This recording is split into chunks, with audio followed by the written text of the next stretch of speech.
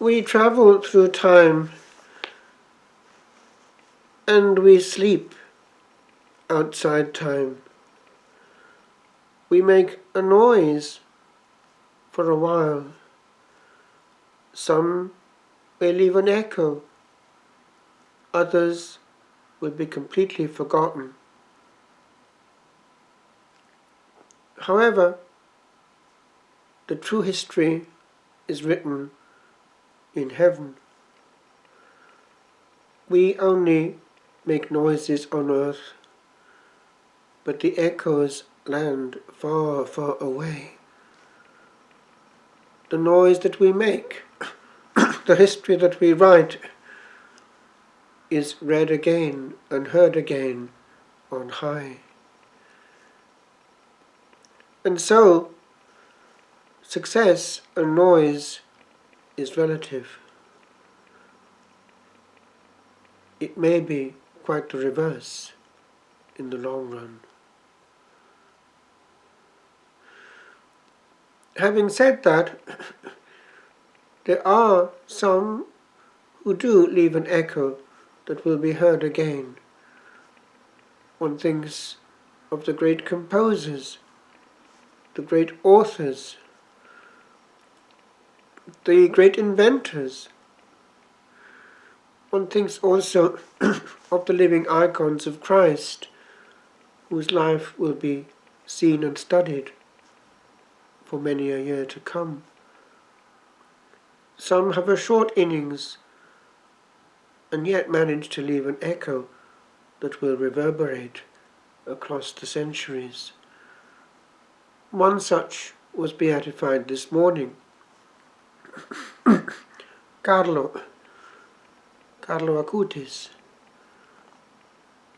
born actually in England, but of parents from the north of Italy, where he lived. This morning he was proclaimed blessed. He had only one woman in his life, the Blessed Virgin. He received Holy Communion at the age of 7, knowing exactly what he was doing, and always assisted at daily Mass, even as a child, and had this great burning love for the Blessed Sacrament, the centre of the universe, and wanted to make it known. And he was empowered, even as a child, to know the inside of a computer and to be an expert at an early age at computer programming, in such a way that he was able to put together this magnificent expose of all the Eucharistic miracles of history, both in the cybersphere and visibly. And this went round the world, both on the cybersphere and in concrete terms. A great exhibition which went round the world. He had a fulminating leukemia, and died around 15, and very, very quickly has been placed on the altar, doing miracles straight away from the beyond by his power of intercession. And soon to be, no doubt, the patron of the cybersphere, those who are working in that invisible realm. He came out with gems, little sayings, which will be heard probably over the world in these next days. The Blessed Sacrament, it is enough, if we understand it, for all our needs. Just love on earth, encountering the one that made us and wants us and is looking straight at us. It is interesting that the Lord is raising up in our day models of souls, of saints, who are able actually to harness what is out there. Pope Benedict wanted us to make use of this pulpit. The cybersphere is very powerful. People still read, but people read a lot now on screens, and people watch and listen a lot in this new way, and therefore we must use it.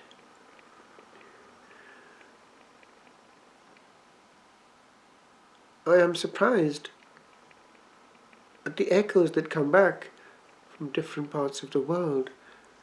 A word from a hermitage can actually go through the air and land in an ear and a heart far, far away. Grace also can go through the cybersphere and warm a soul somewhere that we cannot see or hear or even know. And should we die, as did Carlo Acutis, the voice can still be heard tomorrow and tomorrow when we sleep in death. We have therefore not less but more than those who went before us in centuries gone by. Having said that, we need to be controlling it and not controlled by it. A mature soul knows proportion and knows the distinction between making use of and being addicted to. We need to be free. We make use of, but are not plugged into. We gaze at Jesus and let him talk to us by whatever means he wishes to use. Out of the blue, a distant friend, whom I have never met, wanted to make further use of the little sounds that come out of the hermitage, and is putting together something which I have heard of but don't really know properly about, podcasts, so that people can actually get the voice and the truth without having to be just looking exclusively at a screen. Apparently that is being much used now. For instance, when people are walking or working or driving, they can still do something else while listening, which is not the case with a YouTube.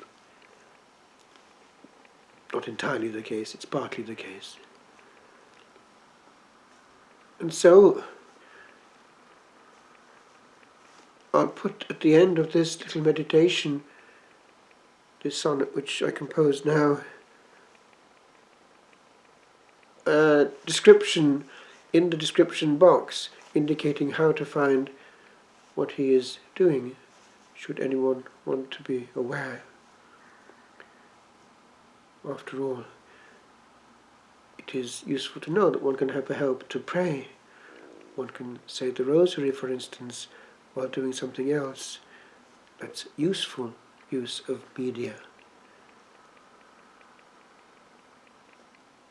I conclude, we are only here once. Let us fill the airways with grace. Never allow any sourness to come out of our soul and make sour another soul. Let only sweetness and healing go through the air, creating an atmosphere all the time until death is a secret. It's made of filtering what is unuseful and maximalizing what can do good.